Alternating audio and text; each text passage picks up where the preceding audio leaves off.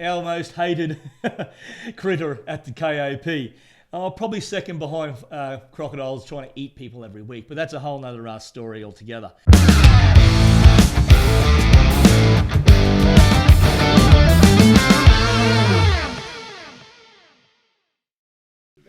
Good morning, ladies and gentlemen. Happy Friday to our viewers out there.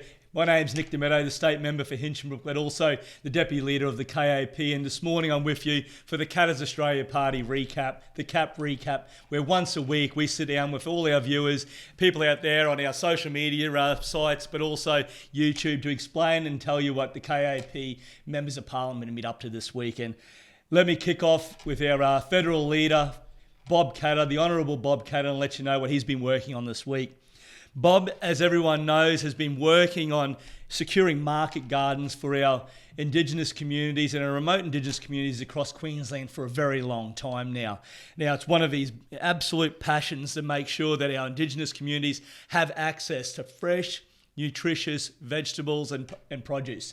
This week, Bob Katter's been working with local John McCracken up there in Doomadgee, and he's had some success in actually putting together some market gardens and helping people from the community to build, like I said, the garden beds to make sure that they can grow their own fruit and vegetables, so they're not reliant on vegetables and fruit that are coming all the way from Sydney in a truck. These people will now be able to have fresh produce, and if you want to have a look at the photos, it's absolutely brilliant to see what he's been doing. John's also been called on by Bob to give him a hand with other councils and mayors across the Gulf country to try and establish more market gardens for our Indigenous communities. I think this is a great initiative, and Bob has once again called on the federal government to back this financially.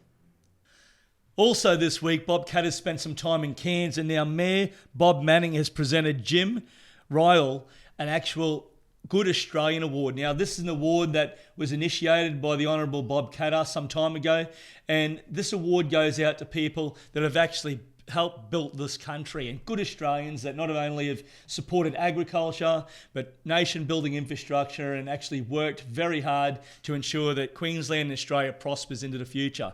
Now, Jim is one of the founding fathers of the prawn and aquaculture industry here in Australia. And it was great to see people like Sam Sharker, resident of Cardinal, who also has been a pioneer in the aquaculture industry, be there to see Jim actually receive his award. So congratulations, Jim. You now get the opportunity to put GA at the end of your name as a good Australian, bestowed on you by the Honourable Bob Katter. Also this week, Bob Katter's been asking the local Chamber of Commerces across the Kennedy electorate, but also asking businesses and people to get involved and putting their submissions forward for the federal government's Job Skills Summit, which actually kicks off in September. Also this week, Bob's had to deal with something that's been quite a loss to the Kennedy electorate. Unfortunately, with the incoming Albanese government, staff numbers have been absolutely slashed across the board. It's very sad to hear that a Labor Prime Minister is slashing jobs out there in the Kennedy electorate, but unfortunate for Bob, he's actually going to be losing 5 staff members. So the good work that the Honourable Bob Katter has been able to do within the Kennedy electorate may actually be hampered a little bit by a negative job cut done by the Albanese government. People that have actually will lose their roles in the Kennedy electorate this week are Tanya Pascoe and Linda Oliveri. Now, both these people have been absolute workhorses in the Innisfail office over the last 30 years. Lydia has worked with Bob for 30 years in federal politics. She's worked tirelessly on managing his diary for 2 decades. I tell you what, that would be a busy job. Also, travelling the electorate and heading down the Canberra with Bob during times, then also talking to constituents and working in the constituents' electorate office. She's also the first recipient of Bob's Good Australian Award, a well-deserved accolade for Lydia. Tanya Pascoe has been working in Bob's office for 21 years. Tanya has raised her family while working for Bob and in Bob's Innisfail office. She also is credited with editing his book, The Mammoth Task, for anyone who has ever been forced to decipher Bob Katter's language and writings. His first book, absolute hit, and an absolute credit to Tanya for being involved in doing the editing for that. Robbie Katter this week. Robbie's also been back in the electorate. Now, we had Parliament last week. This week gives us an opportunity as MPs at the state level to get back and sink our teeth in some of the electorate issues. And Robbie actually attended Veterans Day out there at Mount Isa as part of the Vietnam Veterans Day service. That happened on Saturday last week on his way back from Parliament. He also put on his best shirt, maybe even a tie, and headed over to the Mount Isa races.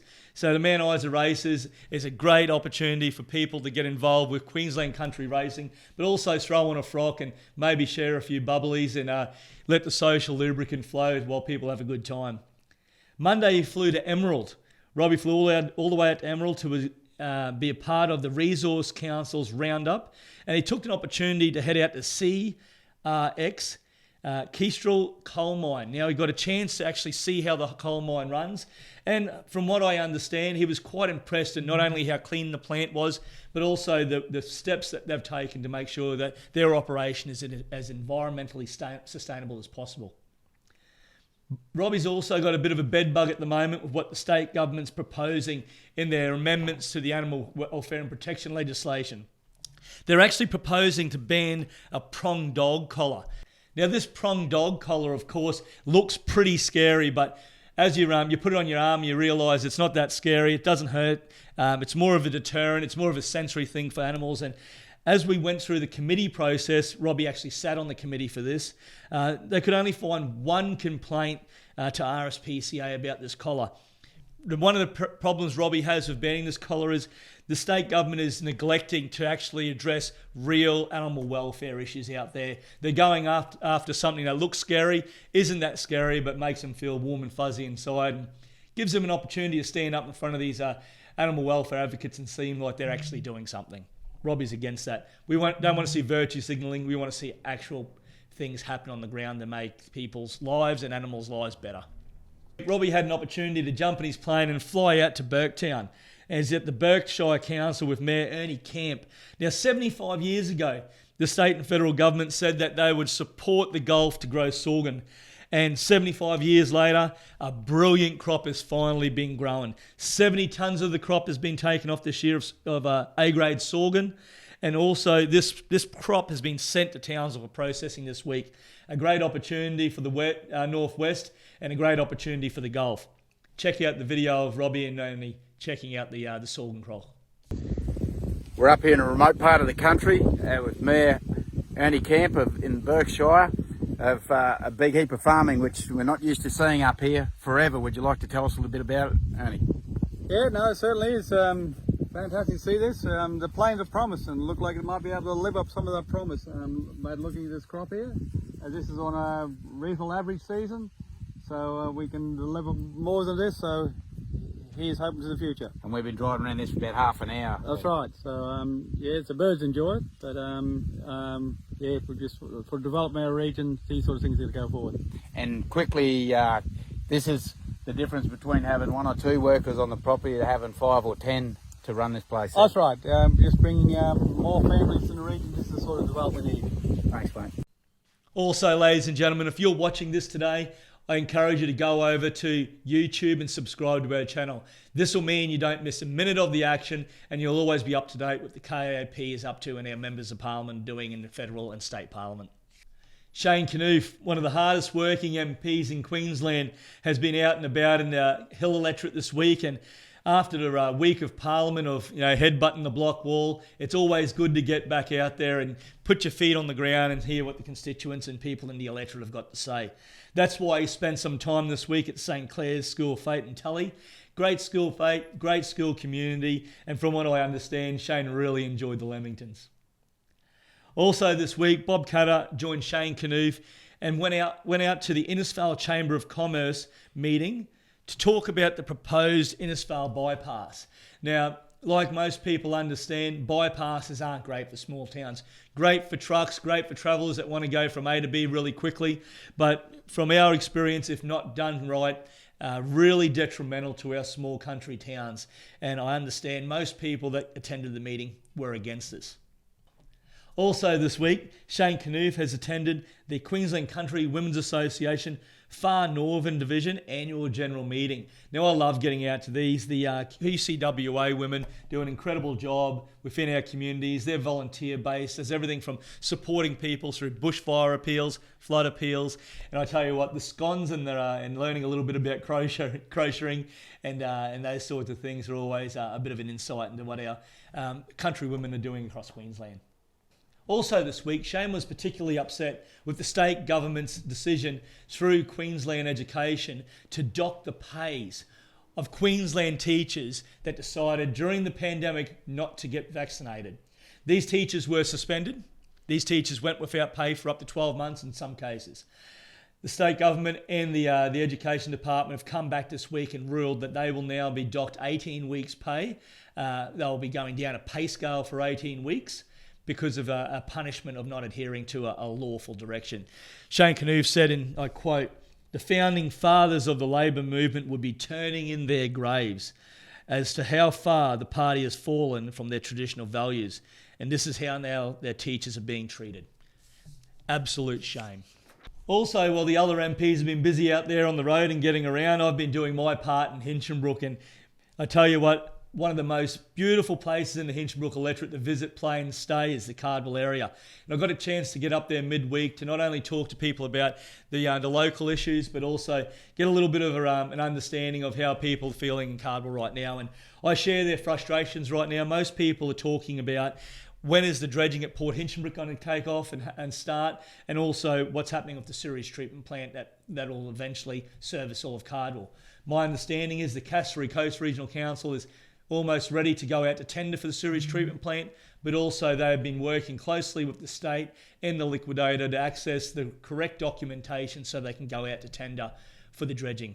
Now, the dredging of 1 Mile Creek will do a number of things. Not only will it give access to people coming and going from the marina and the public boat ramp, but also afford the opportunity to our Coast Guard to get in and out of there at all tides so that they can get out and do their important job in saving people when they need them most. Yesterday, I had an opportunity to check out the Meals on Wheels annual volunteer morning tea in Ingham at the Conroy Hall. You know, I get the opportunity every now and then to help out in the kitchen at Ingham Meals on Wheels and go out for a ride along on some of the deliveries. And the work that these volunteers do to make sure that not only our elderly community have access to good food, tasty food and nutritious food, but also the conversation and the bit of social presence that they get from having a visitor come to their house. And, you know, it's sad to say, but for some of these residents, those Meals on Wheels people are the only people they will see on a weekly basis. So it's great to be able to acknowledge the hard work of the committee, the volunteers, the kitchen staff, and also the staff there that make Meals on Wheels actually a success that it is. Well done. Last night I had a chance to get over there to my old high school, Gilroy Santa Maria. Gilroy Santa Maria is situated in Ingham, and it's my old high school. They had the Gilroy on Show open day, and it's great to see so many people turn up. I'm a supporter of Catholic education. I love the work that they do. They're not the only people that supply great schooling across the Hinchinbrook electorate, but I can say I'm pretty proud to see where they have come. I noticed there's a lot of new buildings, and a few things have changed since I was there, mostly being yelled at by my teachers, but I must have worked somewhat. I've seemed to have done all right. It was good to catch up with old school teachers, but also talk to the new students about what their prospects are for the future. It looks pretty bright. Flying foxes, ladies and gentlemen, our most hated critter at the KAP. Probably second behind crocodiles trying to eat people every week, but that's a whole nother story altogether.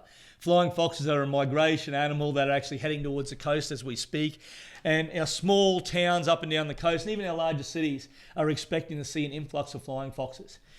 This responsibility of managing flying foxes has been lumped on the councils by the state government way back in the Newman era. Unfortunately, the state Labor government still leaves these councils with the burden of trying to keep flying foxes out of their town. This week, I've been lobbying the state government to help local councils, whether it's Charters Towers, Mount Isa, Ingham, Cairns, Townsville, to create a funding pool so that they can manage this flying fox pest before they create any more damage or health risks to residents. Check out this little video from Channel 7 this week. Hinchinbrook MP Nick Demetto says he'll do what he can to make sure the visitors don't get too comfortable. Hinchinbrook residents are saying we don't want flying foxes in our middle of town. We don't want them in our backyards. Katter's Australia Party says stronger action is needed to drive the flying foxes out of town. By using damage mitigation permits and using either council resources or a third-party resource. All right, ladies and gentlemen, that is an absolute wrap-up for what's been happening at KAP HQ and what our KAP MPs have been up to this week. It's been a busy week. We love it when we're in Parliament, sticking it to the government, whether we're in Canberra or Brisbane, but it's so much nicer being back in the electorate, really getting a feel of what people are thinking and saying out there in the electorate, and gathering what I like to call is the voice of the electorate so we can drag it back down to Parliament. Next week, Robbie, Shane and myself will be back in Parliament. Bob's in Parliament as well, and we look forward to fighting for your fair share. Doesn't matter if it's in Canberra or in the southeast corner of Queensland and Brisbane. Until next week, have a great weekend. We'll catch up soon. Cheers.